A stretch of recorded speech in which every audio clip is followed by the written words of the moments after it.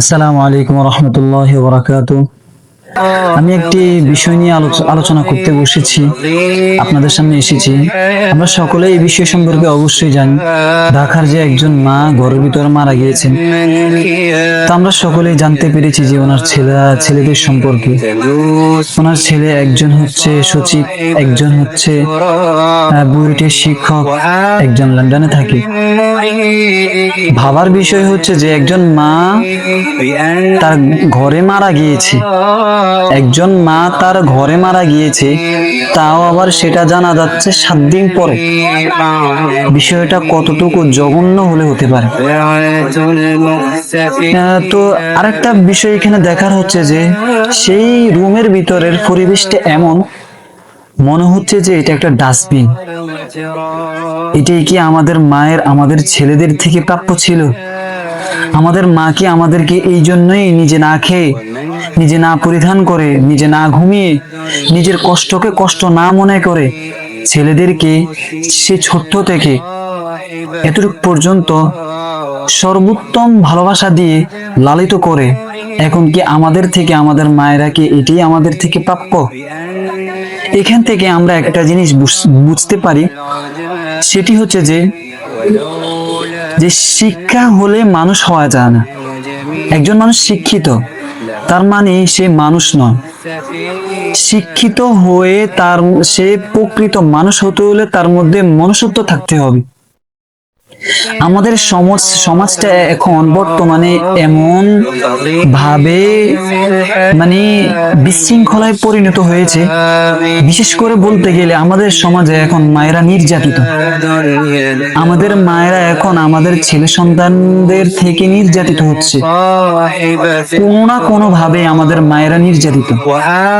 এটা আমাদের জন্য খুবই লজ্জাজনক, কারণ যার থেকে আমরা এসেছি আজ তারাই আমাদের থেকে এমনটা আশা, এটা কোশ্চিন কালেও ভাবা যায় না।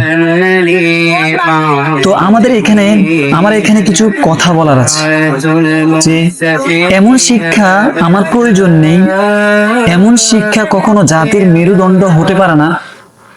যেই শিক্ষা মাকে বৃদ্ধাশ্রমে নিয়ে আসে, যেই শিক্ষায় শিক্ষিত হয়ে ছেলে মাকে বৃদ্ধাশ্রমে ফেলে আসে, এমন শিক্ষা কখনো জাতির মেরুদণ্ড হতে পারে না।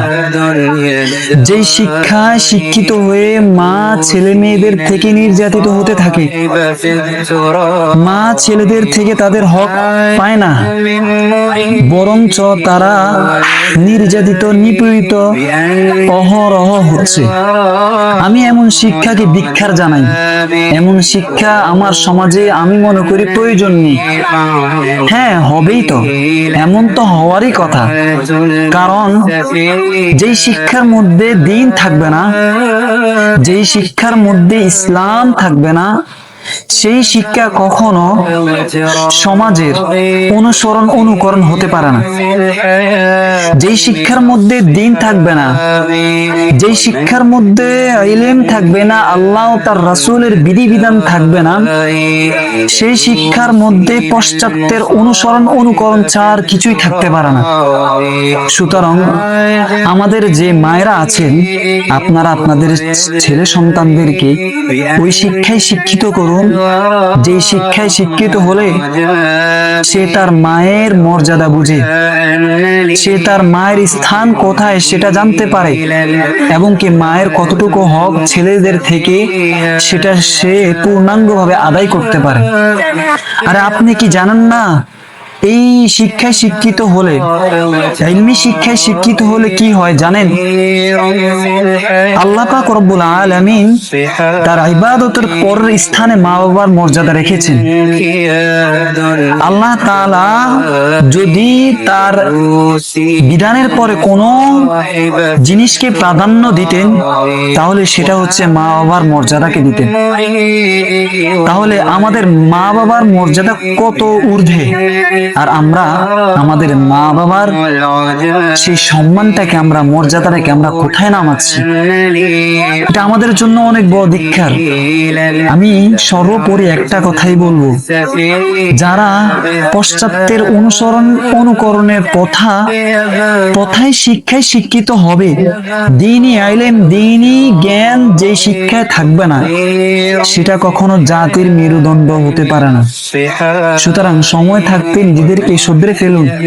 যারা বলেন আমরা আমাদের ছেলেদেরকে ইঞ্জিনিয়ার বানাবো, ডাক্তার বানাবো, লয়াল বানাবো, এই বানাবো, সেই বানাবো, একটা কথায় মাথায় রাখতে হবে, আপনার ছেলেকে আপনি যত শিক্ষায় শিক্ষিত করেন না কেন, সর্বপ্রথম আপনি আপনার ছেলেকে ইলমি শিক্ষা দান করেন।